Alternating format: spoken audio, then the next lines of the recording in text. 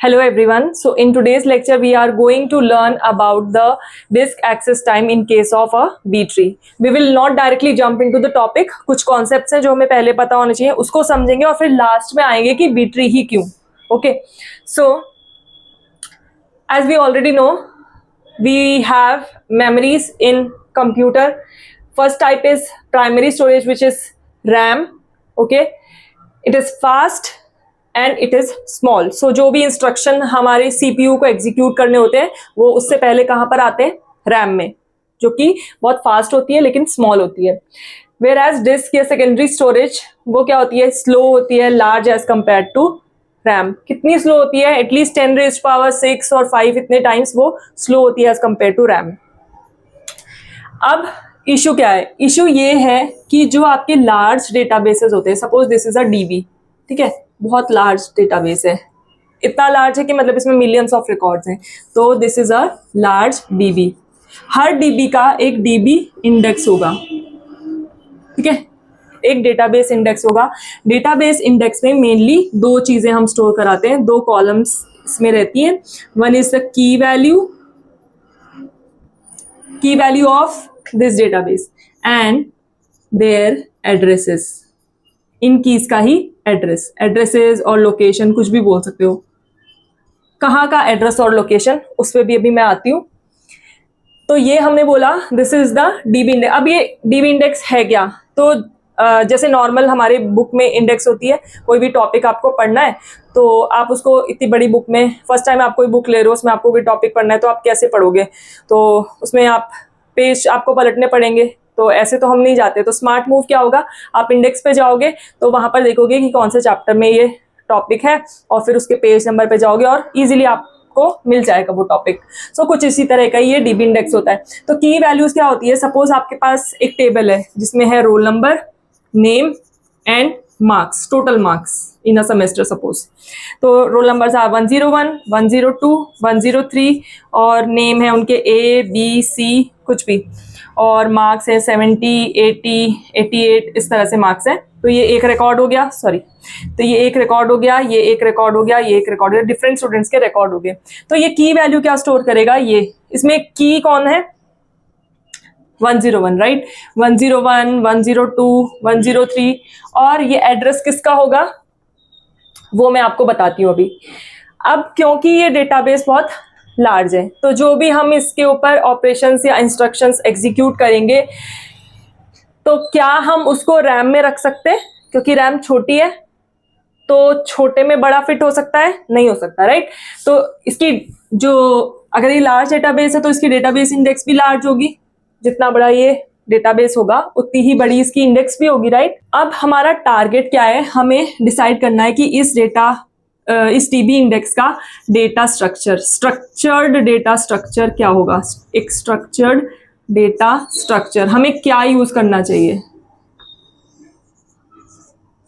Data structure आपको पता ही है, ट्रीज, ग्राफ्स, ठीक है, लिंक लिस्ट, क्यू, स्टैक्स, ये सब हमारे डेटा स्ट्रक्चर है. तो कौन सा डेटा स्ट्रक्चर इसके लिए बेस्ट फिट होगा वो हम यहाँ फाइंड आउट करने वाले हैं.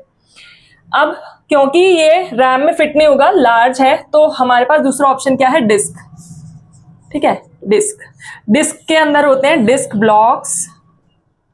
ब्लॉक्स होते हैं डिस्क के अंदर, ठीक है. लेकिन डिस्क के साथ इशू क्या है कि ये स्मॉल होगा. तो जब आपकी सीक्वेंस ऑफ इंस्ट्रक्शन कैसे चलती है? डिस्क से रैम में जाएगा और रैम से फिर जहां पे उसको एग्जीक्यूट कराना है सीपीयू में, ऐसे इंस्ट्रक्शन. लेकिन यहां से यहां जो इसका डिस्क एक्सेस टाइम है ना वो बहुत स्लो होता है, ठीक है, स्लो होता है. तो सिंस ये ऑलरेडी हम सेकेंडरी उसमें रख रहे हैं, इसको क्या बोलते हैं? डिस्क, और वो पहले ही स्लो है, तो हम ऐसा डेटा स्ट्रक्चर तो बिल्कुल यूज नहीं करना चाहेंगे जो और भी स्लो हो, जो हमारा काम और स्लो कर दे. तो हमें कैसा डेटा स्ट्रक्चर चाहिए? हमें फास्ट डेटा स्ट्रक्चर चाहिए जिससे हमें जल्दी रिकॉर्ड्स मिले, ठीक है. तो अब मैं दो डेटा स्ट्रक्चर यहाँ पे ड्रॉ करती हूँ. One is we have just studied B tree और एक मैं यहाँ पर बनाऊंगी BST, ठीक है. बी ट्री के केस में बी ट्री का स्ट्रक्चर कैसा होता है?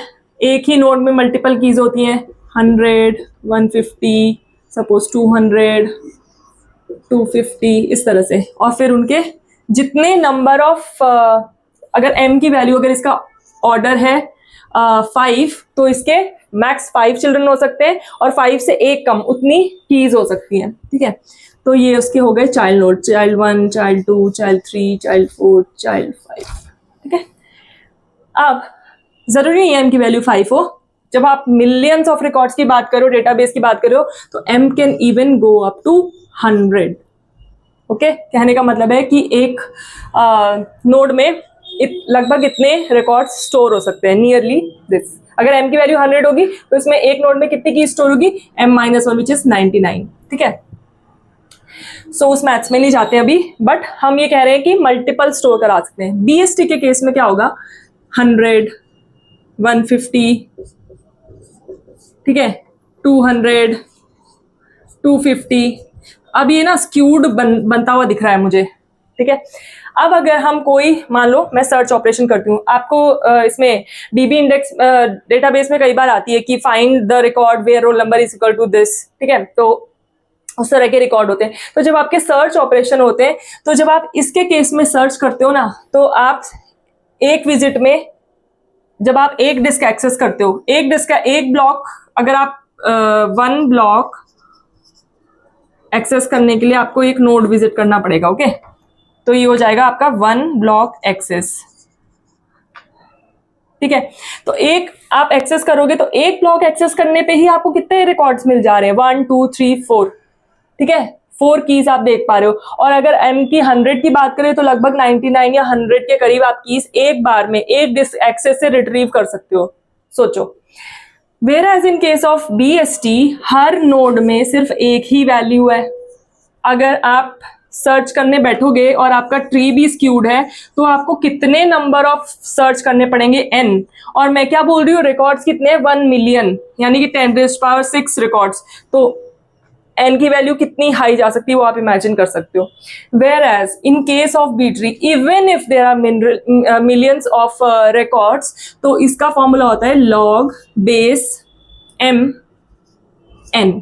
ठीक है, तो log बेस m कितना है, 100 एंड n इज 10⁻⁶, यानी कि 1 मिलियन। तो ये लगभग आपको देगा 3, यानी कि 3 डिस्क एक्सेस से ही आप लगभग सारे अपने इस ट्री में सर्च ऑपरेशन परफॉर्म कर लोगे। ओके, सी कितना कॉस्ट इफेक्टिव है, कहाँ तो 3 ट्रिप्स और कहाँ 10⁻⁶। वर्स्ट केस की बात करी हूँ इसके केस में। तो यहाँ पर हमें क्या करना था, हमें फास्ट डेटा स्ट्रक्चर चाहिए था, फास्ट, क्योंकि हम डिस्क से रिकॉर्ड उठा रहे हैं। डिस्क से रिकॉर्ड क्यों उठा रहे हैं, डायरेक्ट रैम से क्यों नहीं, क्योंकि रैम स्मॉल है और ये हमारा जो डीबी इंडेक्स है ये लार्ज है। तो डीबी इंडेक्स को डेटा स्ट्रक्चर प्रोवाइड करने के लिए हमें क्या चाहिए, फास्ट डेटा स्ट्रक्चर चाहिए। अब ये जो एड्रेस था, ये किसकी बात कर रही थी, मैं अब बताती हूँ कि ये जो 101 रिकॉर्ड है, ये पूरी रो है, ये इंफॉर्मेशन डिस्क में कहाँ स्टोर्ड है, इस ब्लॉक की लोकेशन। ठीक है, क्योंकि नोड्स कहाँ स्टोर्ड है, ब्लॉक्स में, तो ब्लॉक्स की लोकेशन, या फिर आप बोलो तो इस रिकॉर्ड की, जो पर्टिकुलर रिकॉर्ड है इसकी लोकेशन, क्योंकि रिकॉर्ड ब्लॉक्स में ही स्टोर्ड होंगे। ठीक है, तो ये इसका एड्रेस। तो ये 2 चीजें हम बेसिकली डीबी इंडेक्स में। तो यहाँ पर पूरी डिबेट किसके बारे में, पूरी डिबेट इसके बारे में है कि जब हम लार्ज डीबी इंडेक्सेस या लार्ज डेटा बेस के लिए अगर हम कोई डेटा स्ट्रक्चर चूज कर रहे हैं जो कि हम चाहते हैं कि फास्ट हो, तो हम किसके लिए जाएंगे, बी ट्री के लिए जाएंगे या BST के लिए जाएंगे। क्लियरली सिर्फ तीन डिस्क एक्सेस से ही आपका काम यहाँ पर हो जा रहा है, then why would you go for this. ठीक है, so that is why the disk access time of B tree is very low. That is why जो डीबी इंडेक्स होते हैं, they are happy to have a B tree as their data structure. Okay, so this lecture I have kept very short and separate from the introduction to B-tree। मैं उसमें merge नहीं करना चाहती थी इसको, क्योंकि this is a separate concept और बहुत frequently आपके interviews में और आपके semester exams में भी पूछा जा सकता है।